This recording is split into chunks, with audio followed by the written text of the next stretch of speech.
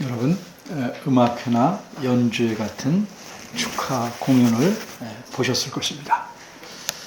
공연 장소에 직접 가보시거나 영상 매체를 통해 보신 공연이 있을 겁니다. 그런데 역사상 가장 큰, 규모가 큰 축하 공연은 무엇인지 혹시 아실까요? 저도 몰랐습니다. 어떤 인터넷 자료에 따르면 그것은 1994년 새해 전야에 있었던 93년 마지막 날부터 94년 새해까지 있었던 공연이랍니다. 이 공연은 브라질의 리우데자네이루 해변에서 열렸답니다. 이 공연은 로드 스튜어트라는 영국의 음악가가 연 콘서트였다고 합니다. 이 공연에 참석한 사람이 얼마나 많았는지 여러분이 상상하실 수 있겠습니까? 무려 350만 명이었다고 합니다. 그런데 이 공연과는 여러 면에서 대비되는 엄청나게 큰 축하 공연이 지금부터 2000여 년 전에 있었습니다. 오늘은 이 획기적인 공연에 대해서 생각해 보려고 합니다. 음악회나 연주에 가면 보통 사회자가 먼저 무대에 나와 인사말을 하고 공연을 시작하는 경우가 종종 있습니다. 그리고 공연은 대부분 전반부와 후반부로 나뉘고 그 중간 부분에 휴식 시간이 있습니다. 그러나 제가 말씀드리려는 이 축하 공연에는 휴식 시간이 없습니다. 그 대신 어마어마하게 놀랍고 감동적인 시간이 계속됩니다. 이 공연은 처음 등장하는 사회자부터가 남달랐습니다. 사회자는 인사말 대신에 깜짝 놀란 소식을 전합니다. 이렇게 소식을 전하는 사회자는 사람이 아니었습니다. 천사였습니다. 여러분, 천사를 만나본 적이 있습니까? 혹시 꿈속에서 만나시거나 본 적이 있을 수는 있겠습니다만 오늘날에는 천사를 생시에 우리의 육안으로 볼 수는 없을 것입니다. 환경오염 때문에 천사가 없어졌기 때문이 아니라 일반적으로 말해서 천사들은 이제 더 이상 사람 앞에 보이게끔 나타나지 않기 때문입니다. 왜 그럴까요? 천사들은 하나님께서 시키시는 일들을 부지런히 성실하게 정확하게 행하는 인격체입니다. 천사들이 사람 앞에 보이게끔 나타날 경우에는 하나님께서 그 사람에게 전하실 말씀이 있었기 때문입니다. 그런데 이제 하나님께서는 사람에게 필요한 모든 말씀을 하나님 말씀인 이 성경책을 통해서 다 전하셨습니다. 그래서 이 성경이 이렇게 66권으로 다 기록된 후에는 하나님께서 더 이상 천사를 통해서 자신의 뜻이나 말씀을 전하지 않습니다. 그런데도 가끔 우리 주변에는 이상한 사람들이 있습니다. 자신이 천사를 통해 하나님의 계시를 받았다고 주장하는 사람들입니다. 그런 사람들은 거짓말을 하거나 아니면 착각한 것입니다. 착각에는 두 종류가 있습니다. 하나는 천사 만나기를 너무 간절하게 소원한 나머지 헛것을 보았지만 안타깝게도 그 본 천사를 진짜 천사로 착각하는 경우입니다. 또 하나는 천사를 본 것은 착각이 아니고 사실이지만 그 사람이 만난 천사가 자신을 천사처럼 꾸민 거짓 천사의 경우입니다. 누가 이런 거짓된 짓을 하는가? 사탄이 그런 짓을 합니다. 자신도 그렇게 하고 자기 부하들인 귀신들을 통해서 그런 짓을 합니다. 고린도후서 11장 14절을 보면 이런 말씀이 있습니다. 이것은 속이는 것입니다. 이것이 이상한 일이 아니라 사탄도 자기를 광명의 천사로 가장하나니. 왜 사탄이 이런 거짓된 짓을 합니까? 이유는 뻔합니다. 하나님을 믿지 못하게 하거나 하나님에게서 그 사람을 떼어놓아 멸망하게 만들기 위함입니다. 사탄은 자주 사람의 신앙적인 열심마저 이용합니다. 성경 말씀을 제대로 깨닫지 못하게 방해하면서 그 대신 열심을 내도록 격려합니다. 그래야 열심을 내면 낼수록 하나님 말씀에서 어긋난 일을 힘써 하는 결과를 낳을 수 있기 때문입니다. 성경 말씀을 잘 배우는데 열심을 내지 않고 봉사하는 데만 힘쓰려는 사람의 많은 수가 이런 경우에 해당합니다. 이렇게 성경 말씀을 모른 채 열심을 내면 사탄이 원하는 대로 교회 안에도 사탄의 충성스러운 일꾼들을 사탄은 심어놓을 수 있습니다. 이제 정말로 천사를 만난 사람들에 대해 이야기하려고 합니다. 이 사람들은 천사들이 벌이는 축하 공연에 참석한 사람들입니다. 이들은 자신들의 축하 공연에 참석할 것이라는 생각조차 없던 사람입니다. 그런 공연이 있으리라조차 몰랐던 사람입니다. 어쩌다 보니 자신들 앞에 축하 공연이 벌어졌습니다. 어떻게 이런 일이 생길 수 있었을까요? 축하 공연의 주최 측에서 이 몇몇 사람들 앞에서 공연하기로 계획하였기 때문입니다. 사실 이 사람들은 천사를 한 분만 만난 게 아닙니다. 이들은 매일 아침 저녁으로 한 번씩 매번 다른 천사를 만난다고 가정하더라도 1년에 한 230번 되죠. 평생 만나고도 평생이란 날이 모자랄 만큼 무수히 많은 천사들을 한꺼번에 만나게 되었습니다. 어쩌면 이렇게 믿을 수 없는, 꿈에서도 생각조차 할 수 없는 놀라운 일이 이들의 생시에 그들 앞에서 일어났을까? 그들이 천사를 만나기를 그렇게 간절하게 소원했습니까? 아닙니다. 이 사람들은 천사를 만나볼 꿈을 갖기는커녕 사람들을 제대로 만나기도 쉽지 않은 사람들입니다. 왜냐하면 이들은 사람들에게서 천대받고 사는 사람들이었기 때문입니다. 이들의 직업 때문에 그렇습니다. 지금은 우리가 적어도 말로는 직업에는 귀천이 없다 이렇게 말하지만 실제로는 사람들이 꺼리는 직업들이 많이 있습니다. 그런데도 그러니 옛날에는 오죽했겠습니까? 우리가 역사에서 배워 아는 바처럼 조선시대를 봐도 가축을 죽여서 파는 사람들은 천민으로 여겼습니다. 그런 사람들은 사람 취급을 안 했습니다. 예수님 당시에도 사람들에게 무시당하고 천대받는 사람들이 있었는데 어떤 사람이냐? 양을 키우고 돌보는 일을 하는 사람들입니다.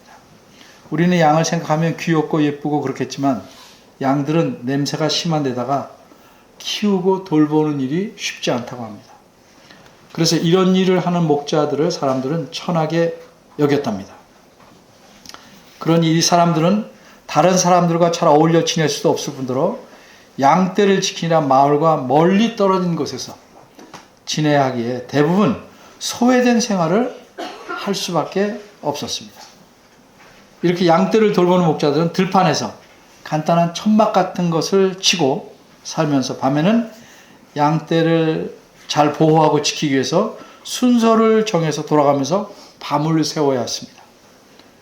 그날 밤도 몇몇 목자들이 양떼를 지키고 있었습니다.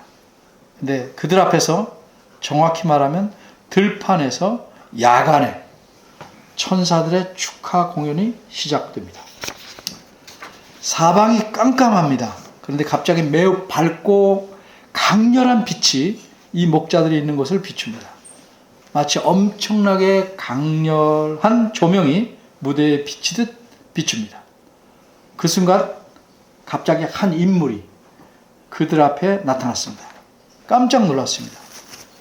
단순히 깜짝 놀란 정도가 아니라 무서워서 벌벌 떨었습니다.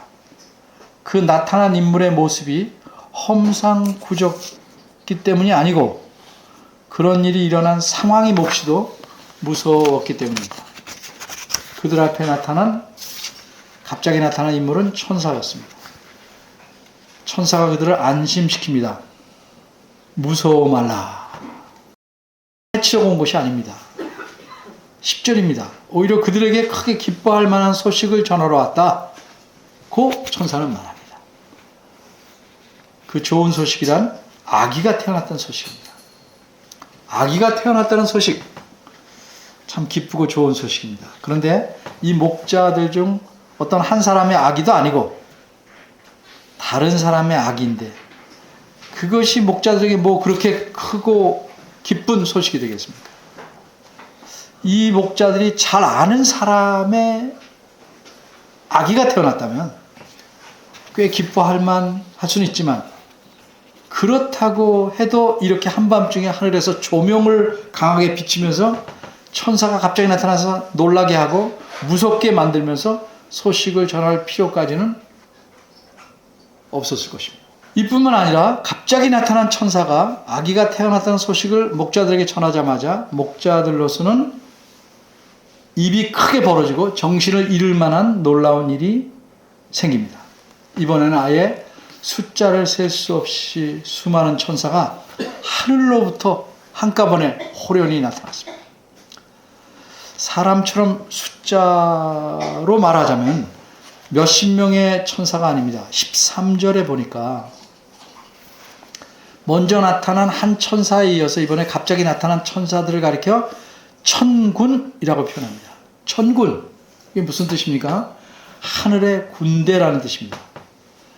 천사들을 왜 이렇게 천군이라고 표현하냐면 그들의 수가 엄청나게 많기 때문입니다. 근데 천군이라는 말 앞에 무슨 말이 붙어있어요? 허다한이라는 표현이 붙어있습니다. 허다한 천군. 무슨 뜻이겠습니까? 도무지 어떻게 표현할 수 없을 만큼 무수하게 많은 천사를 뜻합니다. 그러니까 이 목자들은 천사를 한 분만 본 것이 아닙니다. 이들은 하늘의 별보다도 많은, 그 끝이 보이지 않을 만큼 많은 수의 천사를 한꺼번에 만나게 되었습니다. 더구나 이렇게 수없이 많이 나타난 천사들은 이 목자들이 보는 앞에서 하나님을 찬송합니다. 매우 아름다운 목소리로 노래하는 분에게 우리는 천사의 목소리를 가졌다 이렇게 칭찬합니다. 그런데 진짜 천사들, 허다한 무리의 천사들이 그 아름다운 소리로 찬송합니다. 그러니까 얼마나, 상상을 해보십시오. 얼마나 아름답고 웅장한 찬양이겠습니까? 그런데 성경은 거기에 초점을 맞추지 않습니다. 그들이 찬송하는 내용에 초점을 맞추고 있습니다. 그 내용이 무엇입니까?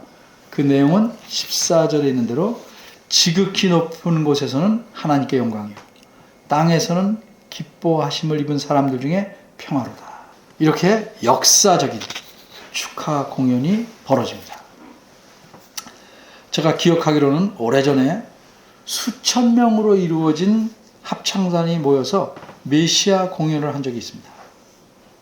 그 소리를 들으면 매우 장엄하고 웅장합니다. 그런데 하나님을 찬송하려고 모인 사람이 아니라 천사들이, 그들도 몇천 명이 아닙니다. 이루 말할 수 없는 많은 천사가 모였습니다. 아기가 태어났다는 소식에 이어서 진행된 공연이니까 아기 탄생을 축하하는 공연입니다. 그런데 아기 탄생을 축하하는 공연에서 찬송의 내용은 하나님을 찬송합니다. 왜 그랬을까요? 하나님께서 이 아기를 탄생하게 하셨기 때문입니다. 인류 역사에서 이렇게 천사들이 수없이 모여서 아기의 탄생을 축하하는 공연을 한 일이 없습니다. 이것이 처음이자 마지막 공연입니다.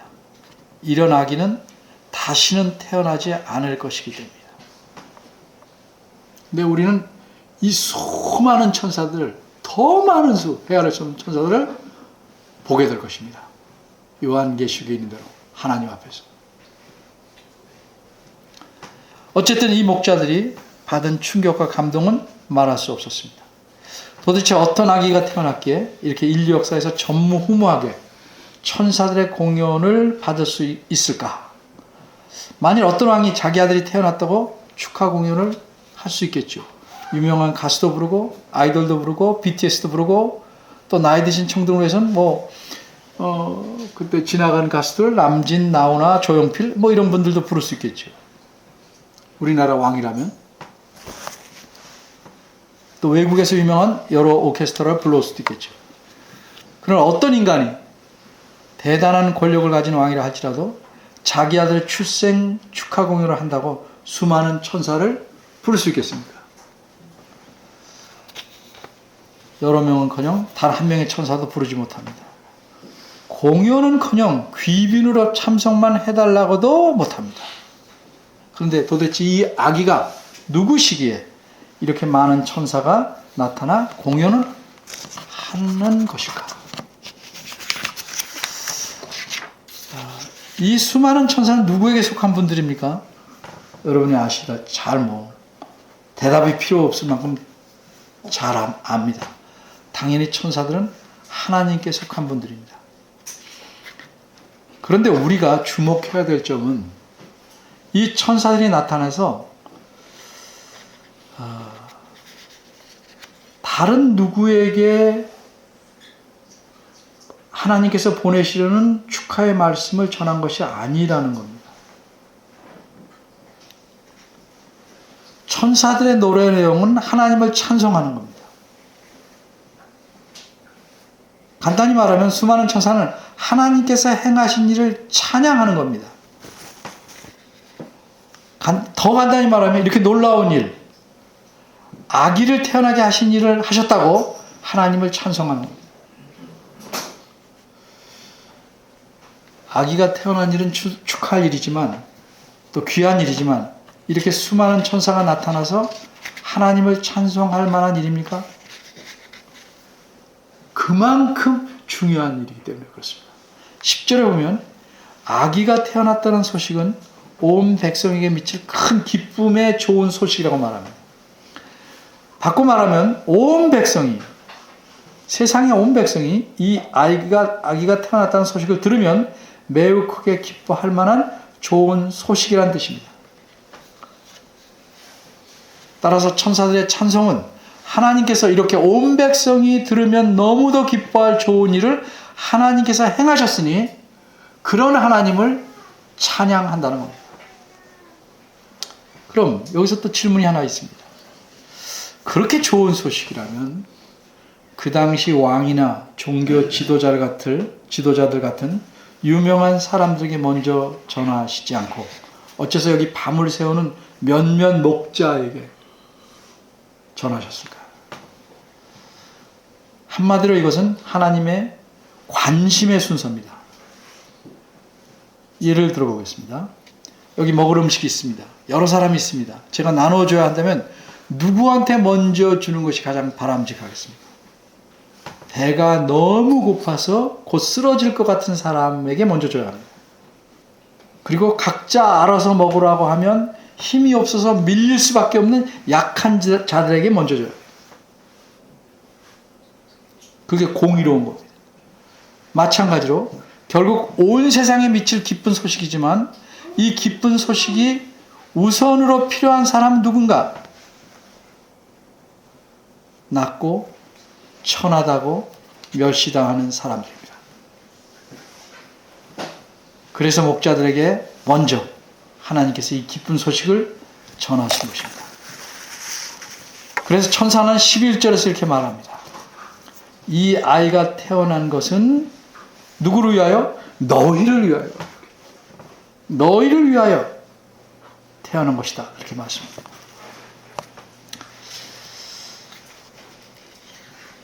어째서 목자들에게 먼저 이 소식을 전해야 하셨는가에 대해 생각해 볼 이유가 또 하나 있습니다. 어떤 소식을 듣고 기뻐한다는 것은 그 소식을 목마르게 기다렸느냐에 따라 그 기쁨의 크기가 달라질 것입니다.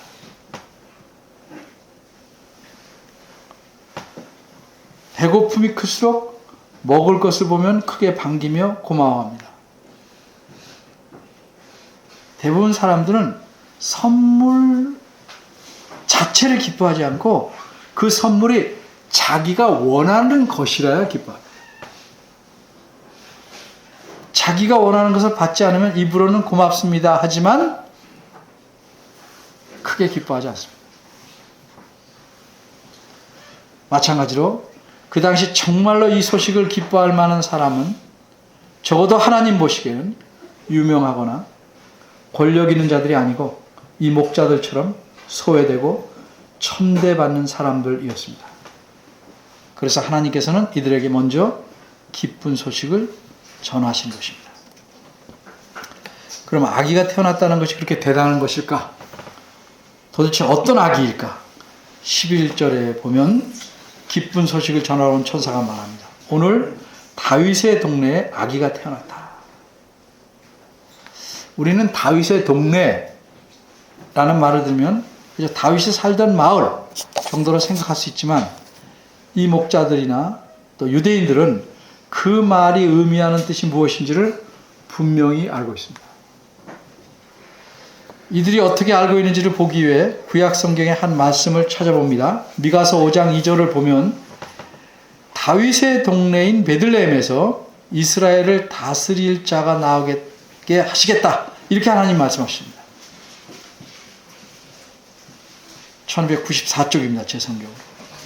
그러니 다윗의 동네에 한 아기가 태어나셨다는 것은 그분이 누구냐? 이스라엘을 다스릴 왕이시라는 뜻입니다. 어렵고 힘들 때일수록 또 천대받고 멸시받는 사람일수록 훌륭한 왕이 나와서 좋은 세상을 만들어주길 바랍니다. 그러니 이 목자들에게는 다윗의 동네에서 하나님께서 약속하신 왕이신 아기가 태어났다는 것은 놀랍고 기쁜 소식이 아닐 수 없습니다. 그들은 마침 8절에 있는 대로 그 지역, 다시 말해서 베들레헴 지역의 들판에서 양을 지키고 있었으니 이 소식을 듣고 가서 그 아기를 배울 수도 있었습니다. 그런데 간다면 그 아기로 태어난 왕이 누구신지 어떻게 알 수 있습니까? 그래서 12절에서 천사는 그 아기 왕이 누구신지를 분명하게 알려줍니다. 이 갓난아이는 강보로 쌓였다고 그러는데 강보란 갓난아이 이렇게 쌓는 천입니다. 다 그 당시에는 강보로 갓난아이를 쌓았습니다. 어떤 아이든 다 대부분 강보로 쌓습니다. 근데 이것만으로는 구별할 수가 없어요. 그러니까 왕을 알아볼 수 있는 유일한 것은 강보로 쌓았다는 게 아니고 그 아이가 마국간에 짐승의 먹이를 주는 밥그릇, 마국간에 있는 구유, 짐승의 밥그릇 위에 눕혀 있다는 것입니다. 왕이 왕궁이 아니라 마국간의 구유에 누워 있다. 도저히 믿을 수 없는 일입니다. 그러기에 일반적인 방법으로 이 소식을 전하면 믿지 않죠. 말도 안 되는 소리라고 할 것입니다. 목자들이 아닌 일반 사람들이나 유명한 사람들에게 이 말을 전했어도 상식이 통하지 않는 소리라고 묵살해 버렸을 겁니다. 미친 소리라고 그렇게 할 일 없으면 잠이나 자라고 거칠게 말했을지도 모릅니다. 그래서 하나님께서는 이 소식을 천사를 시켜서 전한 겁니다. 수많은 천사를 보내 탄생을 축하하게 하신 겁니다. 그러니 목자들이 상식이 통하지 않을 이 소식 믿지 않을 수가 없습니다. 그런데 목자들이 천사에게서 들은 소식, 아기에 대해 들은 소식의 내용은 다윗의 동네에 태어난 아기가 그저 왕이라는 사실만이 아닙니다. 더 놀라운 내용이 들어 있습니다. 11절입니다. 태어난 아기는 구주, 구원자라고 말합니다. 사람들을 죄에서 건져내실 구원자, 구주라는 뜻입니다. 좀 더 자세히 말하면 이 아기는 그리스도이시며 주님이시는 겁니다. 이제 태어난 갓난아이가 모든 사람들의 구주시며 그리스도시며 주님이시다 하는 뜻입니다.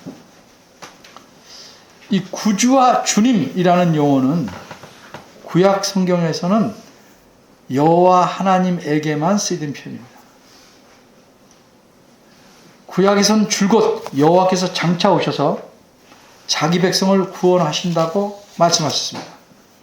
그래서 여호와를 가리켜 여호와가 구주시다 이렇게 구약에서 말했습니다. 또한 이스라엘 백성들은 하나님 이름을 여호와라고 직접 부를 수가 없어서 하나님으로 부를 때 여호와 대신에 뭐라고 불러냐면 주님 이렇게 불렀습니다. 아도나이 주님 이렇게 불렀습니다. 따라서 마치 갓난아이가 조금 커서 질문이 많아질 쯤 되면 엄마에게 내가 이렇게 큰 내가 엄마 뱃속에 있었다는 것이 이해가 안 되지만 이해가 안 돼도 엄마인 것은 분명하게 믿듯이 목자들로서는 잘 이해가 안 될 수 있지만 분명한 것은 하나님께서 천사를 통해 그렇게 말씀하니 그렇게 믿을 수밖에 없는 것입니다. 정리하면 오늘 새로 태어난 이야기는 구약의 예언대로 왕이신데 단순히 인간이 아니십니다.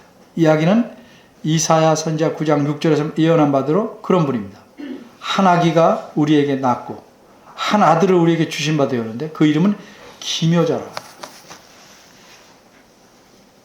모사라 전능하신 하나님이라 영존하시는 아버지라 평강의 왕이라 할 것입니다. 이야기는 이렇듯 본질상 하나님이십니다. 하나님이신 이분께서 세상 사람들을 죄에서 구원하시려고 인간이 되어서 태어나신 겁니다. 그리스도, 다른 말로 메시아로서 즉 구원의 일을 맡아 행하실 직임자로서 기름 부음을 받아 세움을 받은 자가 되어서 이 땅에 오신 겁니다.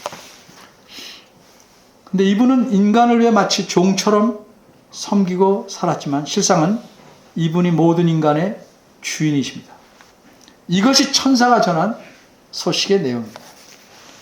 이렇게 하나님이신 분께서 인간을 위해 인간이 되시려고 아기로 태어나셨으니 허다한 천군 천사들이 그분의 탄생을 축하하는 것이고 이런 일을 행하신 하나님께 찬송하게 된 것입니다. 이게 축하 공연의 배경이요 내용입니다. 이 아기는 이 땅에서 자라나시면서 수많은 고난과 핍박을 받고 마침내는 십자가에 달려 죽으십니다. 그분 자신의 죄 때문이 아니라 세상 사람들의 죄를 대신 짊어지셨기 때문입니다. 여러분과 저의 죄를 대신 짊어지셨기 때문에 우리 대신 그분께서 죄값으로 죽으셨습니다. 그리고 우리를 살리시려고 다시 살아나셨습니다. 그래서 우리는 죄 때문에 죽지는 않습니다. 멸망하지도 않습니다. 하나님의 영원한 진노를 받지 않습니다. 그리스도 때문에 하나님 앞에서 살 수 있게 되었습니다. 하나님께서 이렇게 무궁한 은혜를 우리 모두에게 주셨습니다. 하나님의 은혜 때문에 죽어야 될 내가 죽지 않고 살아있을 뿐만 아니라 하나님의 자녀가 되어서 살고 있습니다. 이것이 하나님께서 자기 아들인 예수 그리스도를 통해 이루신 일입니다. 죄인인 우리 사람들로서는 전혀 할 수 없는 일입니다. 그러기에 다른 것이 기적이 아니고 이게 기적이요, 기적의 핵심입니다. 이렇듯 하나님께서 자기 아들을 세상에 구주며 그리스도로서 이 땅에 보내시고 그 구원의 일을 이루신 후 그분을 온 세상에 주인으로 삼으셨습니다. 따라서 우리는 적어도 그런 은혜, 그런 기적을 안고 살아가는 사람입니다. 그래서 그리스도의 탄생을 누구보다도 크게 기뻐하고 감사해야 됩니다. 또 그리스도를 주님으로 모시고 그분의 말씀에 감사함으로 순종하며 살아야 합니다. 그런데 오래전부터 성탄절은 많이 변했습니다. 예수 그리스도는 실종되고 성탄절만 대단합니다. 크리스마스 트리들만 대단합니다. 성탄 축하 행사도 장기 자랑화되고 있습니다. 이것을 통해서 우리가 즐겁자가 됩니다. 열심히 크리스마스 행사를 하는데 정말 누구를 위한 행사인 줄 알기가 힘듭니다. 아이들도 어른들도 자기가 선물을 받아야 한다고 생각합니다. 제가 생각할 때 너무 웃깁니다. 자기 생일이 아닌데 왜 자기가 선물을 받아야 한다고 생각하는지 모르겠습니다. 우리가 남에게 선물하는 것은, 다른 에게 선물하는 것은 그리스도께서 이 땅에 오시는 의미를 알고 그 기쁨과 감사함을 이렇게 주체할 수 없어서 그것을 함께 나누자고 선물을 주는 겁니다.